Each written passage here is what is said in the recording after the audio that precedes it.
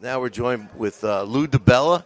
Lou, first of all, congratulations, Florida Boxing Hall of Fame. Thank you. Haven't seen you in a while. Thank you. I haven't been seen that much lately. Yeah, actually. no.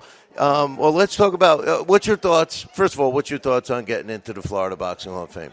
I'm very, very honored, It's my 7th Hall of Fame, honestly. But I thought it was very important to be here, and I think that weekends like this, the way the sport is changing, are becoming more and more important. It's that the history of the sport is getting lost in the shuffle. And the boxing that I grew up in, that created who I am, that allowed me to be who I am, that allowed me to buy 2 baseball teams, that allowed me to have the career I've had, I don't know that it exists anymore. It's so different. And, it's funny because when I got in, Steve called me and he said, Lou, you're going to get in, but you got to promise me you're coming. I said, Steve, I will be there no matter what. I will be there. I'm actually leaving for Italy on Monday. I moved my trip around. I made sure I could come here because I think more than ever it's important that boxing people recognize other boxing people, that the sport that the people here, the sport that the people who are celebrating this weekend grew up in and watched and love. So many of the people that are guys that run gyms like Steve, who runs this Hall of Fame, but Steve, who's run a boxing gym forever, who's one of the good guys. When I come back to St. Pete, I remember an old friend of mine who's deceased, the great Ben Getty, who had a gym here in Tampa. These are the guys that raised me in the sport. That's how I learned boxing. And, my boxing life started as a 5, 6-year-old kid watching Nino Benvenuti on TV with my grandfathers. And then when I first saw Muhammad Ali, as a 6-year-old kid, I said, "Who is the guy was so good-looking and well-spoken," and I was in love, and that was my first hero, and I picked the right hero. You certainly did. I picked the right hero, and that really is what started my life in boxing. But the boxing I see today, man, I don't have the same love for. I have the same love for a lot of the fighters, but a lot of the fighters don't have the same mentality of the guys I promoted and I was used to. Fighters fight once or twice a year. Fighters sit back and call each other out, motherfuck one another, say horrible things constantly, out there shitting on each other. But are they out there fighting 3-4 times a year? No. Are they calling out the best? No.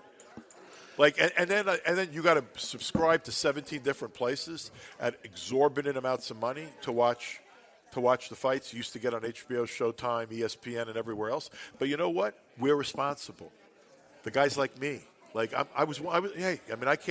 can't sit there and point to other people. I was one of the top promoters in this business since I left HBO in 2000 for 25 years. But you know what? We left the sport a fucking shit show. And we didn't treat boxing like a television property. We didn't work together appropriately. We didn't create a television product that had a bunch of businessmen working in unison to sell something to the networks and the streaming services that they really wanted. And we opened the door for bullshit. We opened the door for nonsense. We opened the door for Jake Paul. We opened the door for an MMA guy to get off to fight a boxer and then have the best heavyweights in the world like Usyk and Fury look like dog shit because they didn't prepare 5 seconds, got off their couches and got into the ring with a fucking great, with a guy. Look, that guy, that kickboxer that just... Rico Van Hooven? Dude, he gave fucking Usyk hell. I know. They shouldn't have stopped that fight. By the way, he probably would have lost anyway. But you know what? The kid's not a boxer. He sucks. He's a mediocre boxer. You know what he is? A fighter. The kickboxer was a real fighter. And if you're going to get off your couch and you're going to fight a bigger man who's a real fighter, who has a fighting spirit, who knows how to stand up and throw punches. Yes, he's a kickboxer, but that man knows how to fight. He knows the mentality of fighting. Yeah, but Lou, you know what I said about him, and you know why I think he gave Usyk so much trouble? What? Is he did something that fighters don't do today. What? Move his head. Well, no.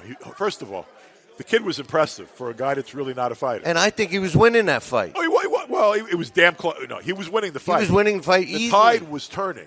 He was winning the fight, and I think he might have gotten stopped in the next round. I don't dispute that. He should have got the chance. Dude, he was winning. Right. He was winning 100%. the fight. And I love Usyk. He's a great fucking fighter. That was a disgrace the same way Tyson Fury was a disgrace against Ngannou. Neither one of them trained. Neither one of them took it seriously. They both took the Saudi Arabian money. I don't call anyone but Jesus Christ or God Almighty His Excellency. Sorry. No, I'm not calling anybody His Excellency. Listen, I'll leave the sport before I start calling someone His Excellency. So you made a point, all right, And my question is, as far as promoters go, okay, you had to promote. Just like I mentioned, Jimmy Birchfield. You guys actually promote it. The guys taking money from Turkey aren't promoting. They're just no. You know what they but did? the fighters are promoting themselves through social media. Who's? Come on, who? How many of them are? Ryan Garcia. Okay, that's one. And by the way, he deserves to make the money he's making because of that. As much of a mess as he's been at times. I actually love Ryan. I do. We don't talk right now because he got pissed off at me because when he went off the rails, I criticized him. But I really think he's a good kid. I think he's very talented. Very talented. But you know what? He does understand building a following is everything. Everything. You don't have to be loved. You have to have people care about you. If they hate you, it can be as powerful as them loving you for your ability to make money. A lot of people back when, people forget this. A lot of people hated Ali. People forget Mayweather. Probably more people hated Mayweather than loved him. I agree with that. Right? But you know what? They wanted to watch him. They knew how damn good he was. And a lot of times they watched him to hope he was lose. 100%. He didn't lose because he was too good. 100%. Nassim Hamed, I happen to love him. Other people hated him.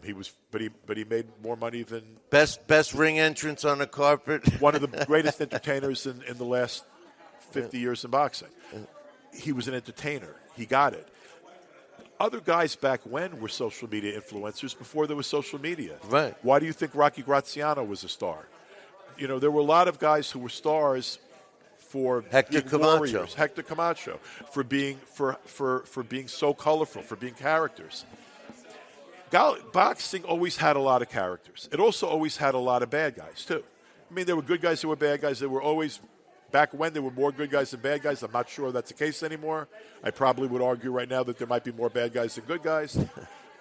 There are more good guys around a weekend like this because the people that are actually running gyms, that are running programs for kids, that are keeping kids away from drugs in the streets, those are the angels of boxing. The motherfuckers that run the business of boxing suck. They don't know they're not boxing people. No, they would argue they are, and they're where the money is. And there are people blowing them right now. There are people calling a guy that honestly do the research on Turkey Al Sheikh, and you're going to see a lot of things you don't love. And by the way, it's not his fault. He sees an opening. He's a fan. He has more money than God. Right. He's coming in because we left the sport of shambles, and it opened the door for him. And it opened the door for Dana White.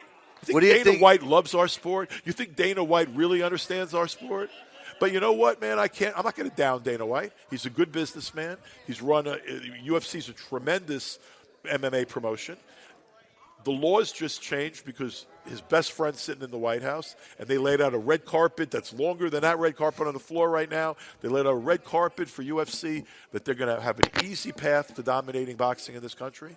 Right now, there's no boxing on HBO. I mean, man, it makes me cry that there's no boxing on HBO, no boxing on Showtime, no boxing, no real boxing. I mean, there's some women's boxing now occasionally on ESPN, but ESPN's not spending real money in boxing any longer. And it sort of breaks my heart because I ain't subscribing to DAZN. I don't give a shit about fights out of England. And I'm not going to keep spending big money and then big money to subscribe to something that is, for an average person, expensive, and they still bang you for big events. And if you want to see, like, their best fights, you have to pay separately for those, and you're paying like $600-700 a year or some crazy number. But I mean, I don't even have DAZN. Right. Well, I one thing before we let you go, baseball. Yeah. Talk to me about that. Baseball's been my heroes when I was 5 and 6, 7, 8, 10 years old were Muhammad Ali, Tom Seaver, Willie Mays, Roberto Clemente. Oh, so you're a Mets fan? I'm a Mets fan. I was a Willie Mays fan, a big Roberto Clemente fan. But baseball and boxing have been my whole life. Like, they've been in terms of sports. Like, they were the sports I loved. So I always wanted to get it. But what people in boxing don't realize is I've had multiple careers for almost 25 years. Like, I've been investing in baseball teams since 2000. So I'm not, like, it's not a new thing to me. I'm 25 years in. Like, people thinking I left boxing again. No, I was in boxing. I was in baseball. I ran my course in boxing. I did everything I could do. I never knew you had the team. I just recently found out, like 2 years ago. Right now, I'm the managing partner and the president of one of the most successful teams in all of minor league baseball, the Richmond Flying Squirrels.